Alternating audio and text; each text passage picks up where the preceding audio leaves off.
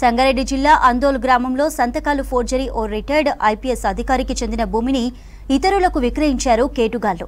హైదరాబాద్ ఐజీగా విధులు నిర్వహించిన ప్రభాకర్ రెడ్డి సంతకాన్ని ఫోర్జరీ చేశారు సంజీవారెడ్డి, రాథోడ్ సుధాకర్, రవీందర్. దొంగ సంతకాలతో ప్రభాకర్ రెడ్డికి చెందిన 57 ఎకరాల భూమిని హైదరాబాద్కు చెందిన ఓ బిల్డర్కు 22,30,00,000 రూపాయలకు విక్రయించారు. బిల్డర్ నుంచి టోకెన్ అమౌంట్గా 11 లక్షలు తీసుకున్నారు. దీనిపై సంగారెడ్డి ఎస్పీ రూపేష్ కు ఫిర్యాదు చేశారు ప్రభాకర్ రెడ్డి. కేసు నమోదు చేసిన పోలీసులు నిందితులను అరెస్టు చేసి రిమాండ్కు తరలించారు. ఒక 57 ఎకరాల భూమిని ఫేక్ అగ్రిమెంట్ ఆఫ్ సేల్ అనేది క్రియేట్ చేసి 22,23 లక్షలకు దీన్ని చేజిక్కించుకోవాలనే ఉద్దేశంతో వేరే ఇంకొక వ్యక్తికి అమ్మి లాభం పొందాలనే ఉద్దేశంతో ఈ యొక్క ఫోర్జరీ కేసు మన దగ్గర మొన్న 6th రోజు రిపోర్ట్ అయింది.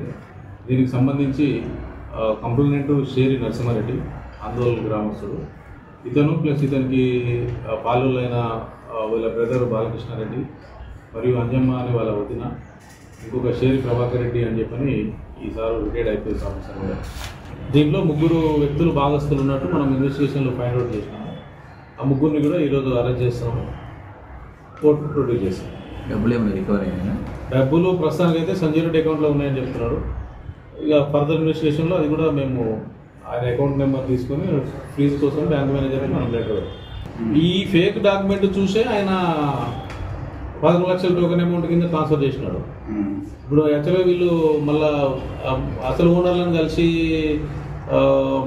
పట్టా పాస్బుక్ వెరిఫై చేసుకొని ఆల్ అగ్రిమెంట్ ఉంటుంది కదా, ఇది సంజయ్ రెడ్డికి ఓనర్లు చేసినట్టు చేసుకున్న ఫేక్. ఇది మళ్ళీ అసలు ఓనర్లను కలిసినప్పుడు చేస్తారు కదా.